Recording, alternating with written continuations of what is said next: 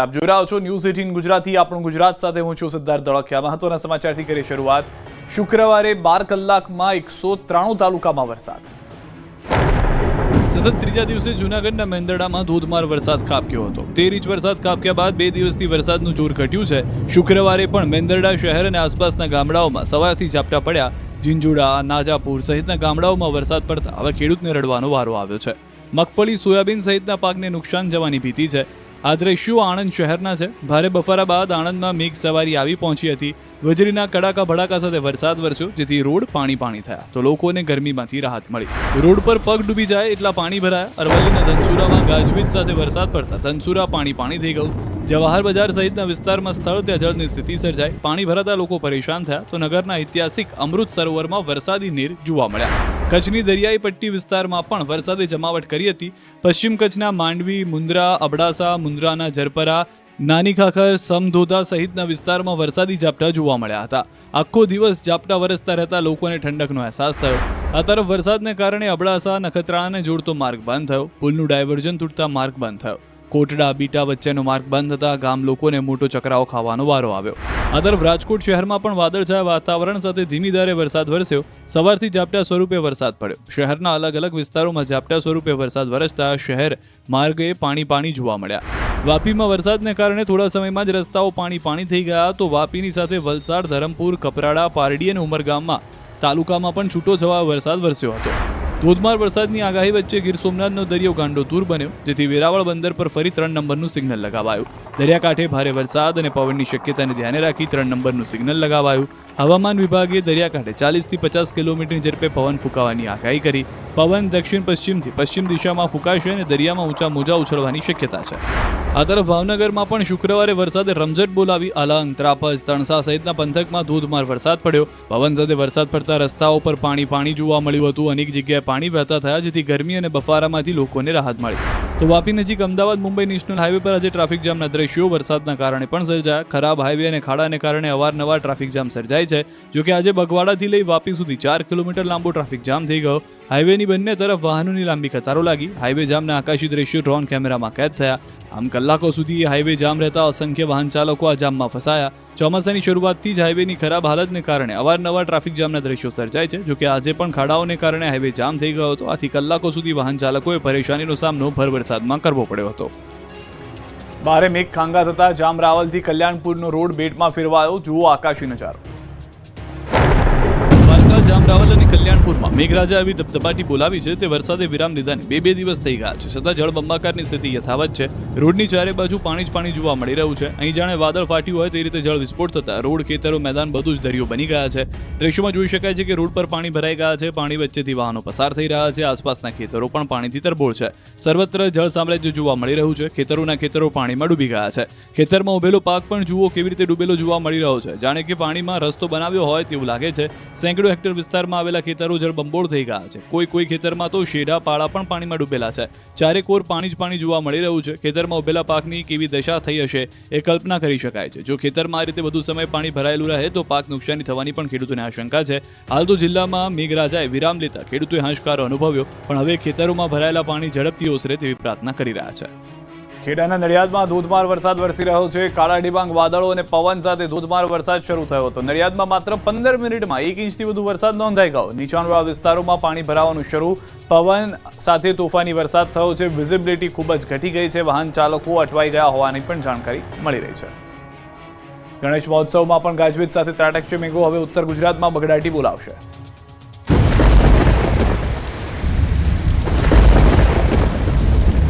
સૌરાષ્ટ્રમાં મેઘરાજાએ તોફાની બેટિંગ કર્યા બાદ હવે ઉત્તર ગુજરાતના લોકો મારફાડ વરસાદ માટે તૈયાર થઈ જજો। 3 આગાહીકારોએ ઉત્તર ગુજરાતને લઈને ખતરનાક વરસાદની આગાહી કરી। હવામાન વિભાગે આગાહી કરી છે કે રાજ્યમાં 48 કલાક ભારે વરસાદ પડશે, જેમાં સૌથી વધુ સૌરાષ્ટ્ર, કચ્છ અને ઉત્તર ગુજરાતમાં વરસાદ ખાબકશે, તો મધ્ય દક્ષિણ ગુજરાતમાં પણ પડી શકે છે ભારે વરસાદ। गुजरात रीजन में heavy to very heavy rainfall का वार्निंग ऑरेंज वार्निंग के साथ आइसोलेटेड प्लेसेस में दिया गया है। वो है साबरकांठा, आरावली और महासागर के लिए दिया गया है। और हेवी रेनफॉल का वार्निंग येलो वार्निंग के साथ दिया गया है बनसकांठा, पाटन, भैसाना, गांधीनगर, खेड़ा, अहमदाबाद, पंचमहल, दाहोद, डांग, नवसारी, वलसाड, तापी, दमन और दादरा नगर हवेली के लिए दिया गया है। કલાકો બાદ 11માંથી 3 ગુમ ખલાસીઓના મૃતદેહ મળ્યા. 8ની શોધખોળ શરૂ. હવામાન વિભાગની ચેતવણીને પગલે જાફરાબાદ બંદરના માછીમારો છેલ્લા 4 દિવસથી પરત ફરી રહ્યા છે. બંદર પર કુલ 700 જેટલી બોટ સુરક્ષિત રીતે લાંગરી દેવામાં આવી છે. જાફરાબાદ બંદર વિસ્તારમાં કોળી સમાજ, ખારવા સમાજ અને મુસ્લિમ સમાજની તમામ બોટ સુરક્ષિત રીતે લાંગરી દેવામાં આવી છે. જ્યારે દરિયામાં માત્ર 3 બોટ ડૂબી હોવાનું સામે આવ્યું. એમની અંદર રહેલા 11 ખલાસીઓ લાપતા હતા, જેમાંથી 3 ખલાસીઓના મૃતદેહ મળતા હવે 8 ખલાસીઓને શોધવાનું શરૂ છે. 30 નોટિકલ માઇલ દૂરથી 3 ખલાસીના મૃતદેહ મળી આવ્યા છે. પીપાવાવ કોસ્ટગાર્ડે તોફાની દરિયાનો પણ સામનો કરી મૃતદેહ શોધ્યા. મધરાતે મૃતદેહ જાફરાબાદ પહોંચ્યા બાદ ઓળખ થશે. લાપતા માછીમારોને લઈને સમગ્ર બંદર વિસ્તારમાં શોકનું વાતાવરણ છે. તો જાફરાબાદ અને રાજપરાના માછીમારો લાપતા થતા પરિવાર ચિંતાતુર છે. મેંદરડામાં લીલા દુષ્કાળ જેવી સ્થિતિ, ખેતરોમાં લહેરાતો પાક ધોવાયો. જૂનાગઢ જિલ્લામાં છેલ્લા 3 દિવસથી વરસાદે કહેર મચાવ્યો છે. એક તરફ ખેડૂતો વરસાદની રાહ જોઈ રહ્યા હતા, પરંતુ વરસાદ કહેર બનીને આવતા હવે ખેડૂતો વરસાદ કમાયા કરે તેવી પ્રાર્થના કરી રહ્યા છે. 2 દિવસ પહેલા મેંદરડા પંથકમાં 13 ઇંચ જેટલો વરસાદ ખાબક્યો, જેને લઈને મેંદરડા પંથકના મોટાભાગના ખેતી પાકને નુકસાન થયું. મગફળી, સોયાબીન, તુવેર સહિતના પાકને ભારે નુકસાન થયું. ભારે વરસાદના કારણે ખેડૂતોની સુરક્ષા દિવાલો પણ તૂટી ગઈ છે અને ખેતરોમાં રહેલો પાક સદંતર નિષ્ફળ ગયો છે. જેના કારણે વહેલી તકે સરકાર દ્વારા સર્વે શરૂ કરવાની સહાય ચૂકવવામાં આવે તેવી ખેડૂતો માંગ કરી રહ્યા છે. જિલ્લા પંચાયતના પ્રમુખે મેંદરડા તાલુકાના જુદા જુદા વિસ્તારોમાં ખેડૂતો સાથે મુલાકાત કરી હતી, સ્થિતિનો તાગ મેળવ્યો હતો, તેમજ જુદા જુદા વિસ્તારમાં થયેલા નુકસાન અંગે મુખ્યમંત્રી અને કૃષિ મંત્રીને પત્ર લખીને વહેલી તકે સર્વે શરૂ કરવાની રજૂઆત કરી છે. જે વિસ્તારોમાં ભારે વરસાદ થયો છે જિલ્લાના ખેતીવાડી અધિકારીશ્રીઓને અમે સૂચના આપેલી છે કે ખેતી પાકોને જે કાંઈ નુકસાન થાય એની વિગતો તમે તાત્કાલિક રાજ્ય સરકારને મોકલો. જેની વિગતો આવ્યા બાદ એના ઉપર વિચારણા કર્યા પછી આગળની કાર્યવાહી હાથ ધરવામાં આવશે. જૂનાગઢના ખેડૂતો નારાજ છે તો વરસાદથી પોરબંદરના ખેડૂતો ખુશખુશાલ. એક તરફ ગેડ પંથકમાં આકાશી આફતથી કિસાનો રડી રહ્યા છે, બીજી તરફ પોરબંદર આસપાસના ગામડાના ખેડૂતોને મેઘરાજાએ રાજ્યના રેડ કરી દીધા છે. પોરબંદર જિલ્લામાં 19 અને 20 ઓગસ્ટે પડેલા ધોધમાર વરસાદથી ખેડૂતોમાં ખુશી ફેલાઈ છે. સારો વરસાદ ખરા સમયે વરસતા કુચડીના ખેડૂતોએ તેને કાચા સોના સમાન ગણાવ્યો છે. વરસાદની જરૂર હતી ત્યારે જ વરસાદ પડતા પાક માટે લાભદાયક સાબિત થશે. જો આગળ અનુકૂળ વરસાદ રહેશે તો પાકની ગુણવત્તા સારી રહેશે. ઉલ્લેખનીય છે કે પોરબંદર જિલ્લામાં 90%થી વધુ મગફળીનું વાવેતર કરવામાં આવ્યું છે. પાક લીલોછમ લહેરાતા હાલ તો ખેડૂતોની ચિંતા હળવી થઈ છે. ઉમરગામના ખતલવાડ ગામે પુલ તૂટી જતા લોકો નદીમાંથી જોખમી રીતે પસાર થવા મજબૂર. પાણી ભરાઈ જાય તો અમને બહુ તકલીફ પડે. ટુકડે આ રસ્તા પર 3 વર્ષથી સતત કામ થઈ રહ્યું છે અને તેની હાલાકી અહીંની જનતાને ભોગવવી પડી રહી છે. વલસાડ જિલ્લાના ઉમરગામમાં તાલુકાના ખતલવાડ ગામના લોકો પાકા રસ્તાની વાટ જોઈને બેઠા છે. ખતલવાડ ગામમાં માછીવાડ અને વારલી ફળિયા વચ્ચે પાકા રસ્તાના અભાવે લોકોએ જીવને જોખમમાં મૂકી પાણીમાંથી પસાર થવું પડે છે. આ ફળિયામાં રસ્તો બનાવવાનું કામ છેલ્લા 3 વર્ષથી અધૂરું છે. તૂટક રીતે કામ થતું હોવાથી રોડની સ્થિતિ ક્યારે સુધરી જ નથી અને આ વખતે પણ ચોમાસામાં પાણી ભરાઈ ગયા. અવર જવર કરવા આ એકમાત્ર રસ્તો હોવાથી ગ્રામજનો આ પાણી ભરેલા રસ્તા પરથી પસાર થતા જોવા મળ્યા. જોકે આવો જોખમી રસ્તો હોવા છતાં વાલીઓ પાણીમાંથી અને જાડી ઝાંખરામાંથી બાળકોને પસાર કરી શાળા સુધી પહોંચાડે છે અને ત્યારબાદ શાળા છૂટ્યા બાદ આવી જ રીતે પાણીમાંથી પસાર થઈ અને ઘર સુધી પહોંચે છે. જોકે આ મામલે સરપંચનું કહેવું છે કે આ રોડ પરના જમીન માલિકે સંમતિ આપતા રસ્તો અને નાળું બનાવવાની કામગીરી કરાશે. વાઘોડિયાના નર્મદાપુરામાં સ્મશાને જવા માટે અધવચ્ચે આવતું નાળું જે છે તે ધોવાઈ ગયું. ડાઘુઓ ખેતરો ખૂંદવા મજબૂર. વડોદરા જિલ્લાના વાઘોડિયામાં નર્મદપુરા સ્મશાને જવા માટેના નાળાનું ધોવાણ થયું. અંતિમ ક્રિયા માટે લોકોને સ્મશાન સુધી પહોંચવું અશક્ય બન્યું. શ્રીપોર ટીમ્બી ગામના મત્સ્ય ઉદ્યોગના ઇજારેદારની ભૂલના કારણે કોતરનું નિર્માણ થયું. પાણીના ઓવરફ્લો માટે બનાવેલી કાંસ કોતરમાં પરિણમી, જેને કારણે રોડ અને નાળાનું ધોવાણ થયું. સ્લેબ નાળું આરસીસી રોડ સાથે 30 ફૂટ ઉપરાંત ધોવાયું. ત્યારે સ્થાનિક ધારાસભ્ય, સિંચાઈ વિભાગ, નર્મદા વિભાગ તેમજ અધિકારીઓએ સ્થળની મુલાકાત કરી તાત્કાલિક ધોરણે સ્મશાન સુધી પહોંચવા રસ્તો બનાવી આપવા આદેશ કરાયો. વાઘોડિયાના ટીડીઓએ જણાવ્યું કે સ્મશાન સુધી જવા માટે કોઈ અગવડતા ન પડે તે માટે 2 દિવસની અંદર જે કામગીરી કરવાની હશે તે પૂર્ણ કરાશે. વાઘોડિયામાં ખરાબ રોડ મુદ્દે કોંગ્રેસે ખાડાબુરી કર્યો વિરોધ. વડોદરાના વાઘોડિયામાં તાલુકા કોંગ્રેસ સમિતિ દ્વારા ખાડા પુરાવો રાજ કાર્યક્રમ કરી વિરોધ કરાયો. પીપળિયાથી વાઘોડિયા વચ્ચે અનેક ઠેકાણા પર ખાડા રાજ સર્જાતા લોકોને હાલાકી પડી રહી હતી. ફક્ત સામાન્ય વરસાદમાં 14 કરોડના ખર્ચે બનેલ રોડની સ્થિતિ કથળી ગઈ છે. તેથી ખાનગી યુનિવર્સિટી પાસે ખાડામાં વૃક્ષારોપણ કરી કોંગ્રેસે અનોખો વિરોધ કર્યો. આ રોડ પરથી શાળાએ જનાર વિદ્યાર્થીઓ, હોસ્પિટલ, જીઆઈડીસી જનાર લોકો અવરજવર કરે છે, જેથી તેમને ખૂબ જ હાલાકી પડે છે. તેથી ભાજપ વિરુદ્ધ સૂત્રોચ્ચાર કરી કોંગ્રેસે વિરોધ નોંધાવ્યો. ભરૂચ નેશનલ હાઈવે પર 3 કિલોમીટર લાંબો traffic jam. Bharuch national highway સવારમાં ટ્રાફિક જામ થયો અને વાહન ચાલકો કલાકો સુધી ફસાઈ ગયા. ભરૂચ શહેર સહિત નેશનલ હાઈવે 48 પર ચક્કાજામના દ્રશ્યો જોવા મળ્યા. શહેરમાં ભારે વાહનો અને માલધારી વાહનોને કારણે જેને ભરૂચ સિટીની બહારથી ડાયવર્ટ કરવામાં આવ્યા છે તે પણ ભરૂચના સિટી વિસ્તારના મુખ્ય માર્ગ પર પસાર થતા નાના વાહનો તેમજ રાહદારીઓને ટ્રાફિક જામનો સામનો કરવો પડ્યો. તો બીજી તરફ નેશનલ હાઈવે નંબર 48 ખાતે વહેલી સવારથી ચક્કાજામના દ્રશ્યો જોવા મળ્યા. સવારથી જ કિલોમીટર સુધી લાંબી લાઈન જોવા મળી. કામ ધંધે નીકળેલા લોકો કલાકો સુધી એક જ જગ્યાએ ફસાયેલા રહ્યા. ટ્રાફિક ક્લિયર કરાવવા માટે કોઈ પણ પોલીસ ન હોવાથી લોકોમાં રોષ જોવા મળ્યો. અમદાવાદ ભુજ બાદ મહીસાગરના વિદ્યાર્થી પર કર્યો ચપ્પુથી હુમલો. 3 અલગ અલગ શહેરની એક સમાન તસવીરો વાલીઓ માટે ચિંતા ઉપજાવનારી છે. જે હાથમાં પેન્સિલ અને પેન હોવા જોઈએ તે હાથમાં ભૂલકાઓ હથિયારો લઈને સ્કૂલે પહોંચી રહ્યા છે. માત્ર 2 દિવસમાં 3 શહેરની શાળામાં છરીઓ ઉડી. અમદાવાદ કચ્છ બાદ હવે બાલાસિનોરની સ્કૂલમાં વિદ્યાર્થી પર હુમલો કરી નાખતા હાહાકાર મચી ગયો. અમદાવાદની 7th ડે સ્કૂલમાં વિદ્યાર્થીની કરેલી હત્યા અને ભુજની વીડી હાઈસ્કૂલમાં ધોરણ 10ના વિદ્યાર્થી પર થયેલા હુમલાની ઘટના હજુ તો તાજી છે. ત્યાં મહીસાગરના બાલાસિનોરની તળાવ દરવાજા પ્રાથમિક શાળામાં વિદ્યાર્થીએ અન્ય વિદ્યાર્થી પર છરીથી હુમલો કર્યો. ધોરણ 8માં અભ્યાસ કરતા વિદ્યાર્થીઓ વચ્ચે મસ્તીમાં બબાલ થઈ. શાળા છૂટ્યા બાદ એક જ ક્લાસના છાત્રો મસ્તીમાં ઝઘડી પડ્યા. વાત મારામારી સુધી પહોંચી ગઈ. એક વિદ્યાર્થીએ ગુસ્સામાં સ્કૂલ બેગમાંથી ચપ્પુ કાઢી અન્ય વિદ્યાર્થીના પેટના ભાગે મારી દેતા ખળભળાટ મચી ગયો. તુરંત વિદ્યાર્થીને હોસ્પિટલે સારવાર માટે ખસેડવામાં આવ્યો. વિદ્યાર્થીને શરીર પર પેટના ભાગે તેમજ હાથના ભાગે ગંભીર ઇજાઓ પહોંચી. વાલીઓ અને સ્કૂલના શિક્ષકો દોડી આવ્યા. પોલીસે પણ તપાસ કરતા બાળક પર હુમલો કરાયેલું હથિયાર કબ્રસ્તાનથી મળી આવ્યું હતું. છરી દફતરમાં રાખી વિદ્યાર્થી સ્કૂલે આવતો હતો. 7th ડે સ્કૂલના વિદ્યાર્થીની હત્યાના પડઘા ગુજરાતભરમાં પડ્યા. ઉઠામણામાં નયનના મિત્રો પણ હિપકે ચડ્યા.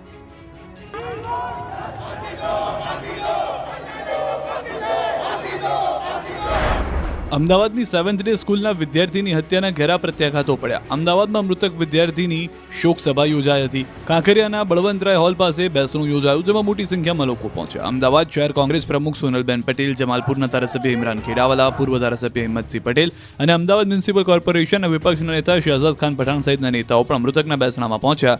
નરોડા વિધાનસભાના ભાજપના ધારાસભ્ય અને સિંધી સમાજના ડોક્ટર પાયલ કુકરાણી પણ બેસણામાં પહોંચ્યા હતા. શોક સભામાં વી વોન્ટ જસ્ટિસ, ન્યાય આપો, ફાંસી આપોના નારા લાગ્યા હતા.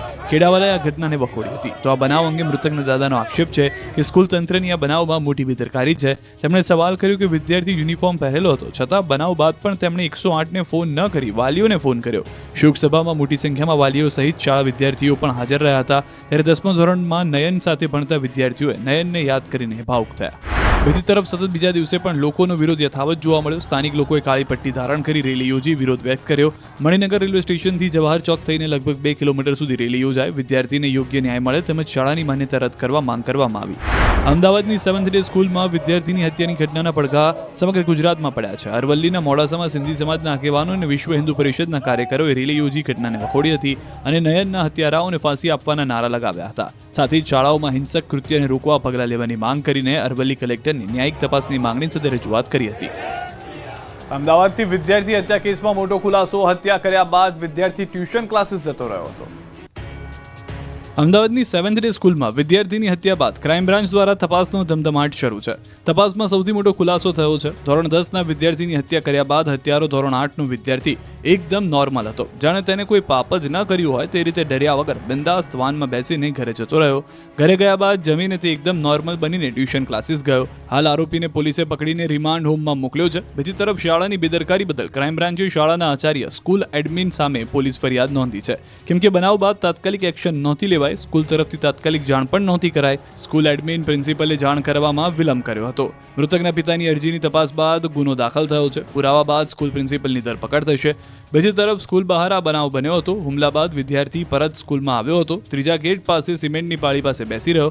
ઘણા સમય સુધી ઘાયલ વિદ્યાર્થી ત્યાં બેસી રહ્યો. ત્યારે ચોકીદારનું ધ્યાન જતાં ચોકીદારે વિદ્યાર્થીને બનાવ અંગે પૂછ્યું. બાદમાં તુરંત ચોકીદારે ઉપર જાણ કરી હતી. આમ છતાં વિલંબ થયો તે ઘણો નુકસાનકારક રહ્યો હતો. વોટ ચોરી મામલે ગાંધીનગરને કોંગ્રેસે ગજવ્યું.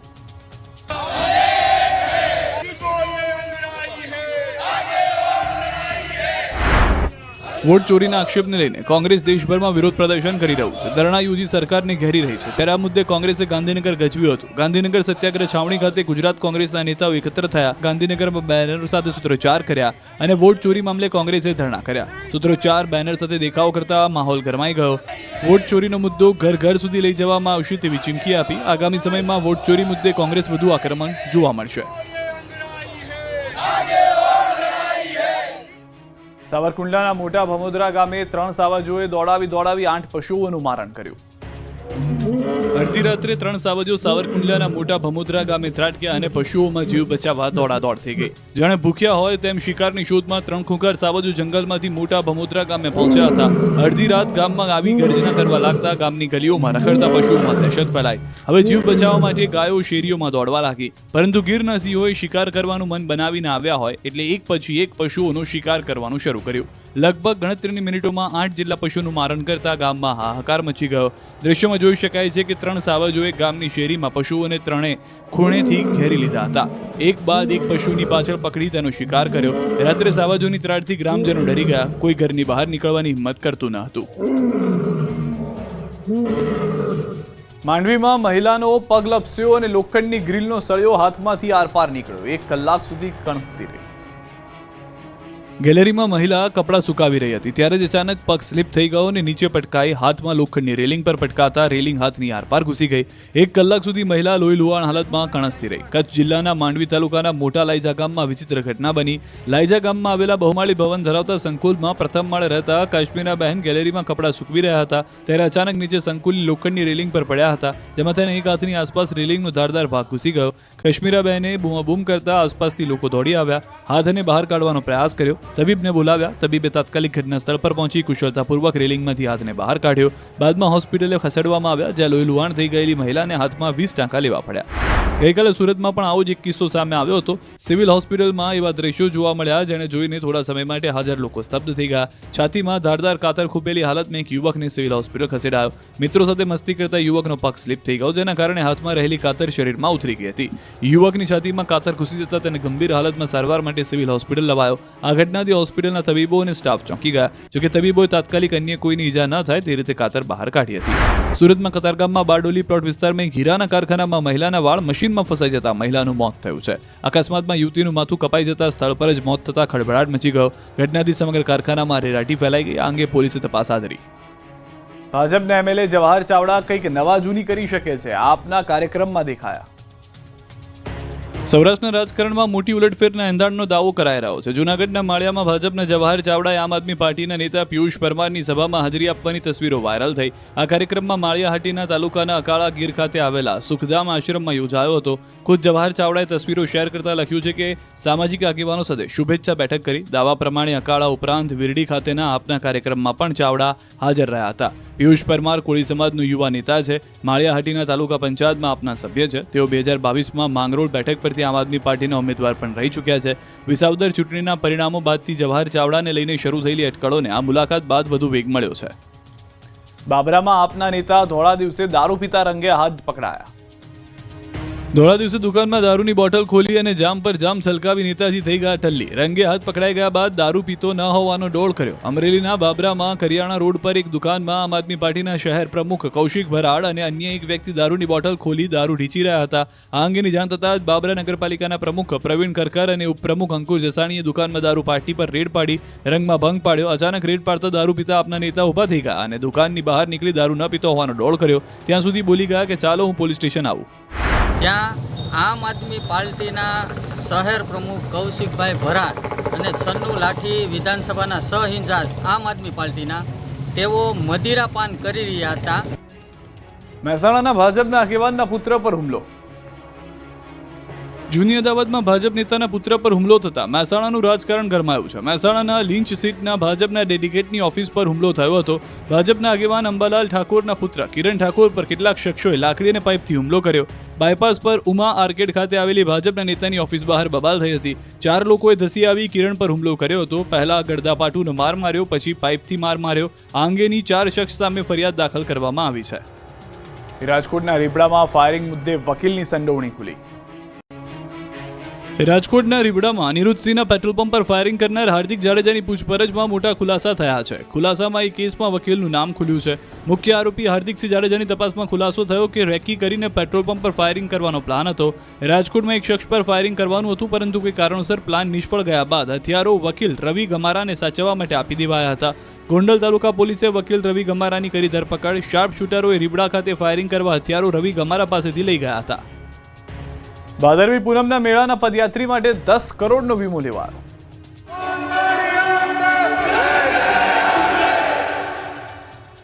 શક્તિપીઠ અંબાજી ખાતે યોજાનાર ભાદરવી પૂનમના 7 દિવસીય મેળામાં મોટી સંખ્યામાં પદયાત્રીઓ ઉમટે છે. અંબાજી દર્શન માટે આવતા ભક્તોને અકસ્માતના કેસમાં વળતર મળી રહે તે માટે યાત્રિકોને વીમા કવચથી સુરક્ષિત કરાય છે. આ વખતે આ સુવિધામાં વધારો કરાયો છે. અગાઉ અંબાજી મંદિરથી 20 કિલોમીટર સુધીની ત્રિજ્યામાં આ વીમા કવચનો લાભ મળતો હતો, પરંતુ હવે આ હદની મર્યાદા 50 કિલોમીટર કરાઈ છે. પરિણામે પબ્લિક લાયબિલિટી વીમાની રકમ પણ વધારીને 10 કરોડની કરી દેવામાં આવી છે. જોકે અંબાજી મંદિર દેવસ્થાન ટ્રસ્ટની વિવિધ સંસ્થાઓમાં પણ જો કોઈ મોટી દુર્ઘટના ઘટે તો તેના માટે મંદિર ટ્રસ્ટે 283 કરોડના રિસ્કનો વીમો ઉતરાવ્યો છે.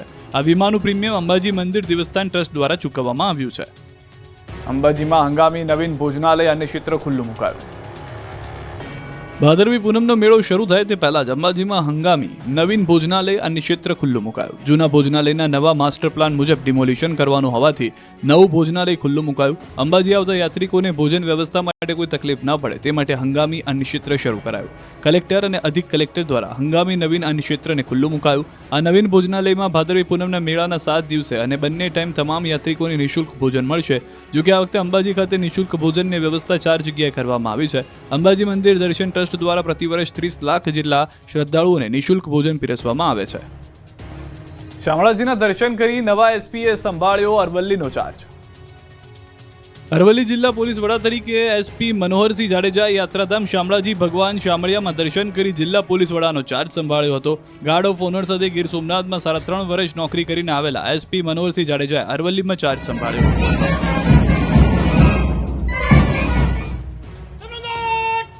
જિલ્લામાં કાયદો વ્યવસ્થા જળવાય તેવા તમામ પ્રયાસો હાથ ધરવામાં આવશે. સરહદી વિસ્તારમાં પ્રોહિબિશનને લઈને સરકારના અભિગમને જાળવવા પ્રયાસ થશે તેવી ખાતરી. પૂર્વના વિસ્તારોમાં ધોધમાર વરસાદ. મણિનગર, ખોખરા, ઈસનપુર સહિતના વિસ્તારોમાં વરસાદ. ભૈરવનાથ રોડ પર ઘૂંટણ સુધીના પાણી ભરાયા. થોડા વરસાદમાં જ પાણી ભરાતા લોકો પરેશાન થઈ ગયા.